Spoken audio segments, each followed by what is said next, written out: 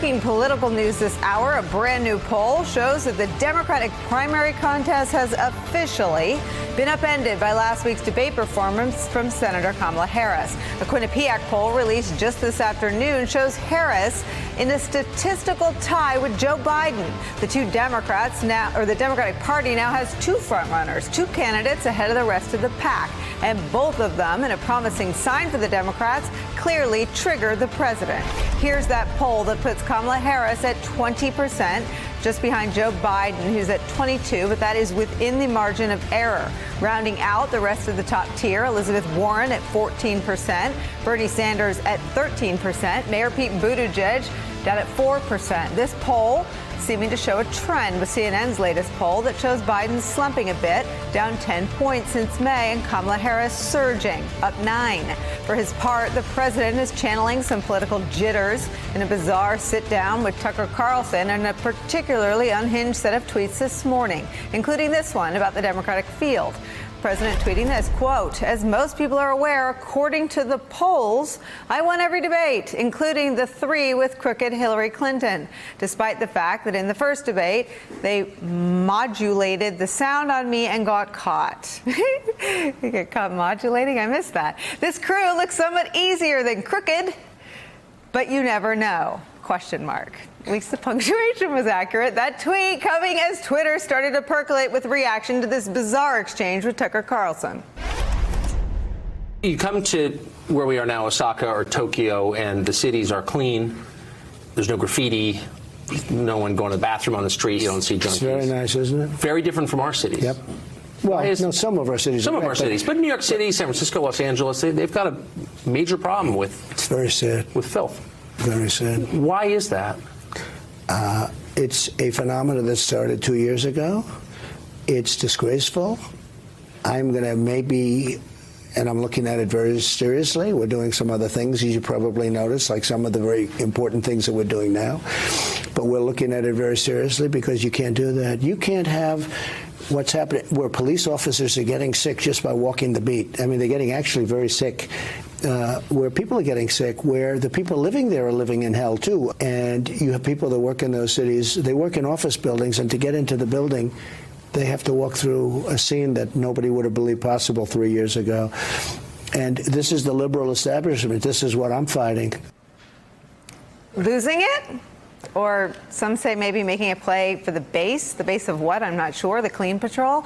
That and the state of the race is where we start today with some of our favorite reporters and friends. With us on set, Karine Jean-Pierre, senior advisor for MoveOn.org. Former RNC chairman Michael Steele, who may or may not have been giggling during that Tucker Carlson clip. Rick Stegall, who that was too silly for Rick Stegall to Rick Steggall's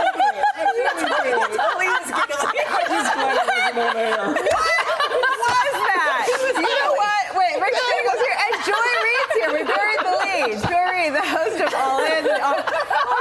We'll get back to all this. Wait, what was that? That was a hellified crazy. Well, first of all, if it started 2 years ago that New York and Los Angeles were hell, started 2 years when ago. he got there, I guess he's blaming himself. I feel like we have to diagram the sentence. The subject was filth, and it what? Oh, wait, Nicole, you know what? We're doing a lot of things that are basically comprised of the things that we're doing. Many people say that some of the things we're doing are things we're doing. But so important things. Big things, very big things. Yeah. Seriously, yesterday we started with this little anecdote from the trip where Peter Baker asked him about whether or not he still shares like the values of Western liberalism, you know, like democracy and freedom and a free press. And he said, you know, basically the Western cities are a mess. LA and San Francisco. Now, I am not for coverage of people's ignorance, but there is something wrong with him.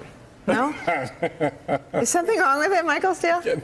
Yeah, that's complete and total out of touch with anything close to reality. If you think Western liberalism is the West Coast of... The liberals in the West. Liberals in the West Coast. They're out of control. Look, this interview was laughable. And even the president, I have to give him some credit on this. When Tucker asked him, what do you want to do about it? He was like, I don't know. How am I supposed to do about people living on the streets? So it just again plays to this narrative. You mentioned the base. It plays to this idea, this reinforcement of the idea of us versus them. what kind, starting the conversation with, well, you were just in Osaka and Tokyo, and the streets were clean, and the people weren't, there was no graffiti. No, he said no one was peeing on the street. Maybe something's wrong with Tucker Carlson. Maybe I'm worried about the wrong dude. Look, we have an issue with, folks who live on the streets, and cities battle with that every single day. And a lot of folks, just because, do it because that's what they want to do. They want to live. That's their lifestyle. Whatever. So it runs the gamut. There are people there for a lot of varieties. I'm exhausted of talking around this. So yesterday he mixed up Western liberalism with liberal elites living in L.A. In that interview, he talked about filth being an epidemic that began 2 years ago when he was elected. What is that about? I mean, the reality is that Donald Trump has always just been a fellow retiree who watches Fox News, right? He's not so much president as he is. He golfs and he shouts at the TV. And what Tucker Carlson specifically sells on Fox News is this image of liberal cities and cities in general, because that's not where the Republican base is, as hellholes full of criminals and poverty and sort of, dystopian hell and garbage and people peeing everywhere. Like, that's what he's selling, right?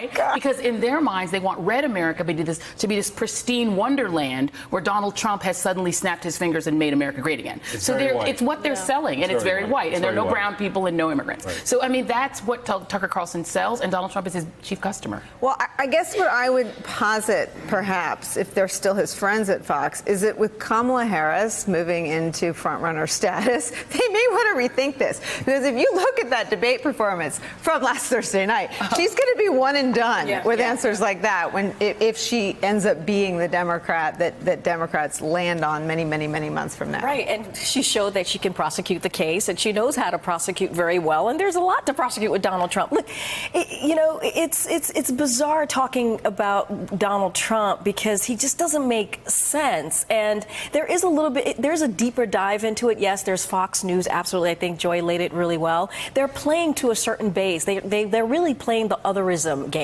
And it's incredibly dangerous, and that's what we've seen from Donald Trump the last 3 years. And that's what he's going to take into 2020, which is like brown and black people are bad. They live in filth. They commit crimes, and this is how they live, and all of us are just fine. But you don't want them to get into your space. So if you don't want to get them into your space, so make sure you elect Donald Trump. I mean, that's the whole message that they're packaging. And unfortunately, it's hurting. The policies that they're putting out there is hurting so many people, including his own voters. I guess there is something that we don't cut to the bone on, and it's that, and I've been obsessed with this since 2015, the asymmetry of the two sides. So if we were on the other side, we'd watch those tapes and say there's evidence of mental deterioration, there's flagrant racism, and let's slow that down and listen to it again. I mean, the moves that the president and his family have already put on Kamala Harris, they knew she was going to be in first place by today. They knew because they trotted out birtherism 2.0 before Quinnipiac came out at 2 o'clock today. So the attacks, and again, this is up to y'all. This is up to the Democrats to figure out how to respond to Donald Trump. You know where I stand? I'll vote for your bus, whoever you land on. But it is up to the Democrats to decide how to combat this, because his voters are so conditioned to rambling nonsense, to flagrant spread of disinformation, like Donald Jr. tweeting out about the birtherism effort now against Kamala Harris. And it's just interesting to see the Democratic field reorder on a meritocracy, while that is what Republicans bask in. Well, it's high and low. I mean, the low is he is a racist. I mean, the question is, he's talking about Japan, which is people all of the same color versus cities that are diverse, cities that he's never really experienced. But the thing about the Western liberalism thing that gets me down is, like, I don't expect him to know who John Locke is or John Stuart Mill, any of the icons of Western liberalism. I expect him to stand up for the post-Cold War order that we created, which is a bastion of Western liberalism, which is about freedom and democracy and letting people choose. And instead, he's siding with Vladimir Putin, who wants to unravel it. This is our whole world and planet that we helped create, and he just is totally ignorant of it. But he doesn't care. He doesn't believe in it. The fact that he doesn't believe in it is an impeachable. Michael Steele, is there a limit, though, for I know how powerful, and Joy and I started this conversation Thursday night. For Republicans, they see what we see. They don't hit mute on Fox. They listen to more of it, and they hear and they see everything. But what they do is they watch it, they take it in, and they say, I don't care, the Supreme Court. That's right. And if he wins a second term, someone posited to me today, he could appoint 6 seats. I mean, is this a deal with the devil that it doesn't matter how bad he gets? Absolutely that, and it has been that for 15 years. It has been that since the last appointment of George Bush to the Supreme Court. And that is stuck in the craw of grassroots Republicans across the country for all this time. And in every presidential cycle, they have focused on that. The base has focused on that issue when the top candidates have not, including the presidential candidate. They've given lip service to it. They've made promises about it. But Donald Trump is the first to have ever delivered. So they're not going to break that bargain with him, because to the very point that upwards of 6 potential appointments this president can make in a second term by the conclusion of his second term in toto. And that is a reordering of everything from the judiciary to the way government functions. But you put your finger on the key thing Democrats, and I quite say people in the media, have failed to understand about Donald Trump. He is not a traditional, typical political player. He is an asymmetrical player.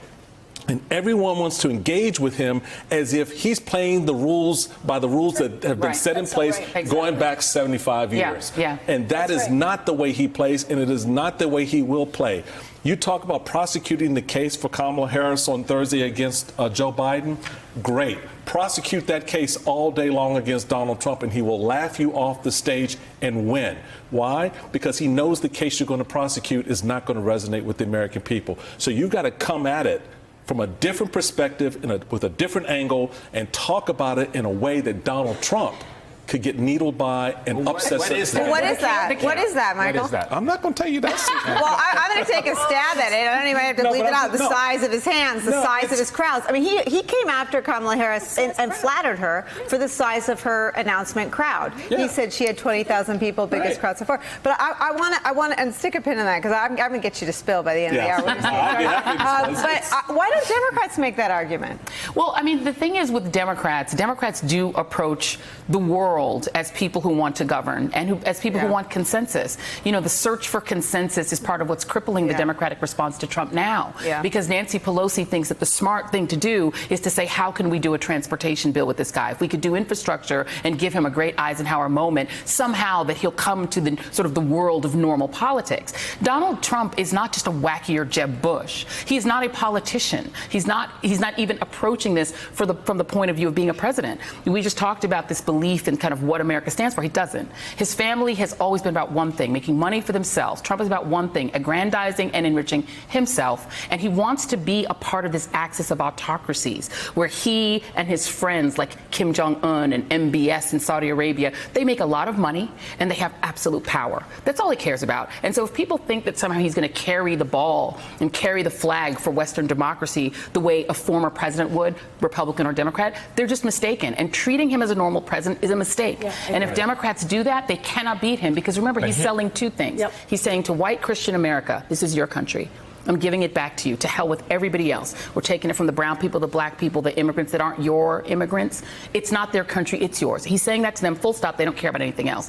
He's saying to those same white Christians, we'll give you the courts. And then no matter how many black people or brown people are the majority, it doesn't matter. It won't matter if they're the majority. It'll still be yours, because our 6 or 7 Supreme Court justices will hold this country for you and nobody else. So what's your counter narrative to that? If you know that, then how do you politically reposition on the political chessboard to deal with that narrative that resonates? Because either one of two things are true. You can't, right? Or the people he's talking to, which I've said for a long time, go far beyond that 38%. All right, we've seen the polling where educated white women have landed in the last election, and where 49% of them landed in the last election, right? then you can't. No, 52. 50. Well, I'm talking about in 2018. Oh, right. They voted for the Trump candidate, right? Yeah. So my point is, those are your realities, that you don't have an appropriate political response, and the people that you need to stand with you won't, because they fundamentally, at their core, agree with what he's saying. Well, no, but what you do is you do the math. The people who disagree with Trumpism, who do not want to have an ethno-nationalist, Christian nationalist America, are the majority. But of that majority, they don't vote. Not enough of them vote. What Barack Obama did, and what was genius about his campaign, and both of us worked you much more profoundly than I did. I was a small player, but he went to those the people who were on the sidelines, and he said, come off. And you can even say that, look, the white poor take a lot of L's for Donald Trump being president. They didn't put him in. It was more affluent white Americans. Go to even white Americans who didn't vote and say, what are you getting out of this? He's taking your soybean farms and throw them in the garbage. He's flushed your supply chain down the garbage heap, right? He's ruining our standing in the world. But think about your own pocketbook. Come off the sidelines. Democrats need to speak to non-voters, and they need to get their base out. That is a majority. But here's one problem with the Democratic process, is that we, the Democrats in the primaries, do not have winner-take-all primaries. No. They're all proportionate delegate primaries. You've got 22 candidates. It's you got more than it's that. a recipe. 25. I don't know. I learned 20, but Joy was there next to me. She saw my pictures. But then you don't consolidate around anybody, and it can go all the way to the let me convention. defend the Democratic Party for a minute. You're all pretty consolidated around your two frontrunners, and then Warren and Bernie are right very. Now, you mean? Well, they're sitting above 20%, and Warren and Bernie next are. week. You don't think that Warren, Sanders, Buttigieg, and Harris and Biden are your top tier? Okay, but that's 5 people with a proportionate It's a year delegates. and a half. No one's voting for many months. But what happened with Hillary and what's his name? Exactly. Is that they're basically, if you had a winner-take-all primaries, it would have been over on Super Tuesday, and you'd have consolidated around a candidate. You wouldn't have weakened the main candidate. But it'll be mathematically over after Super Tuesday. It'll be mathematically over. This time? Yes, because Super Tuesday now has a very special name. It's called California. California and Texas are in Super Tuesday. It will be the stopper. Let me just read this for our friends in the car. This is a brand new Quinnipiac poll out this afternoon. It shows Joe Biden still atop the polls, still the Democratic Party's frontrunner, but he has a co-frontrunner. Her name is Senator Kamala Harris. She comes in at 20%. Brand new poll out today. Her debate performance last week reordering that Democratic primary, at least for now. Elizabeth Warren at 14%, Bernie Sanders at 13%, Mayor Pete Buttigieg down at 4%. I want your thoughts on this, but I'm going to give you a double header. Among African American voters, Joe Biden still has 31%, but Kamala Harris 27%. Again, probably outside the margin of error, but very close. That makes sense. That makes sense because of the type of, hit, the blow, the 2x4 that she took to Biden, which makes a lot of sense that now it was purposeful. So the thing that both of them need, Biden and Kamala Harris, is they both have to win South Carolina. South Carolina is majority of that Democratic base of that primary is African American voters. And you see that in that polling that it worked to some degree. Yeah. That she got their attention. So, we've been talking all the way up to the debates how things were going to shake up after the debate. We've been saying that. Yeah. And now we have a race. A race is on. And this is democracy. Like, I think the way that we have it set up is perfectly fine. We don't need a winner take all. It will all settle itself out. And it's a long process. I have to tell you, the funniest thing that I saw in that polling is that Marianne Williamson is doing better with black voters than Pete Buttigieg. Yeah, what is that about? Because she's giving you tipsy art teacher realness. And we love I was like, what is that? Like, she's doing better. It's Oprah. It's also she's an Oprah person. Yeah. Like, to go to more meetings. What is going on? She's doing better with African Americans. What is going on? How is Buttigieg at zero? His policing issues. It's the policing issue.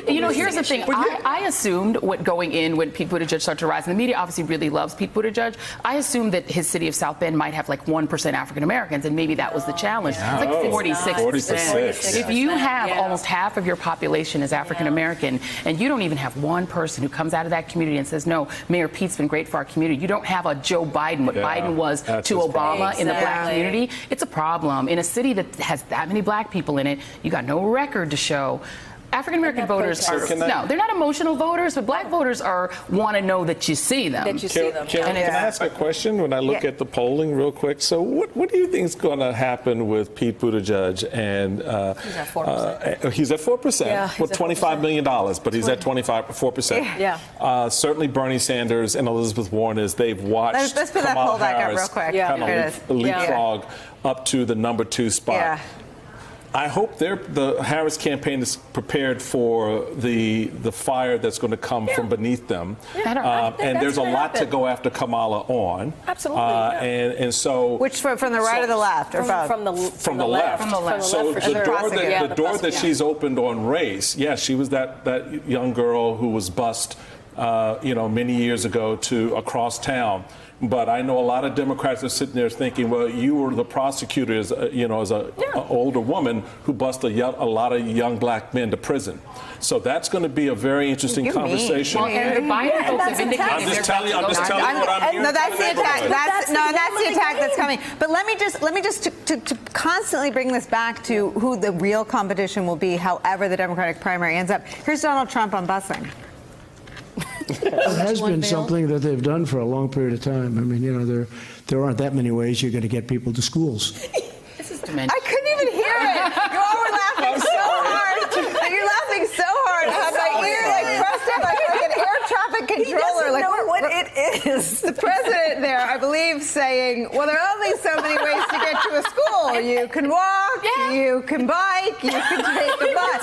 So again, I put this to my Democratic friends.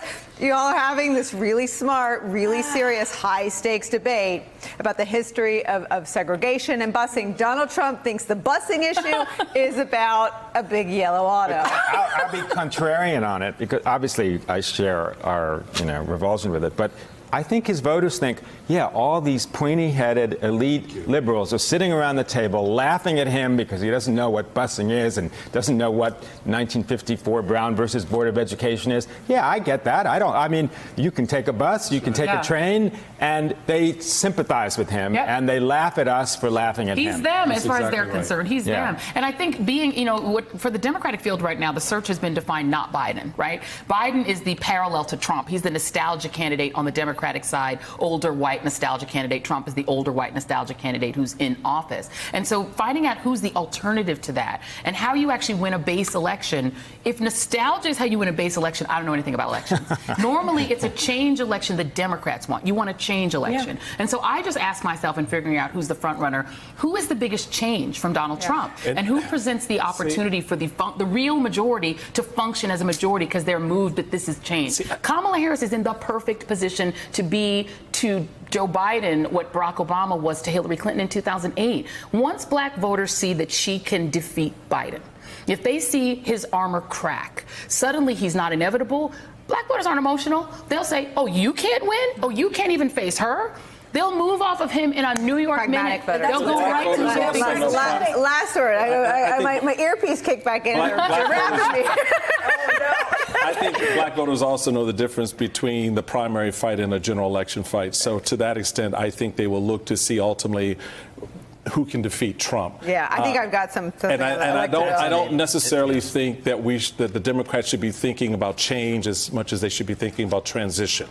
As Donald Trump was a transition away from, not change from Barack Obama, a transition away from what the Obama administration had meant for 8 years. I think Biden is in the best position to make the case that I'm the transition to the future, and the rest of y'all, I'm willing to hand this off to you. You can be the future in 4 years.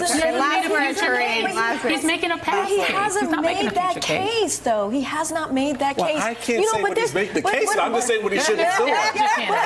Just trying to help the brother out. Can I just Okay, last word, Karine, and then I was going to say, I just have to say this. People are upset with Kamala Harris for going after Joe Biden. But Joe Biden was unprepared. Right. Actually, this will be the real last word. She also telegraphed that attack a week earlier. 100%. He had 7 days. 100%. Like a woman who told you in advance how we were coming for you, and you still weren't ready. He didn't All right, for real. Someone's coming for you. I'm not getting into that one. Hey there, I'm Chris Hayes from MSNBC. Thanks for watching MSNBC on YouTube. If you want to keep up to date with the videos we're putting out, you can click subscribe just below me or click over on this list to see lots of other great videos.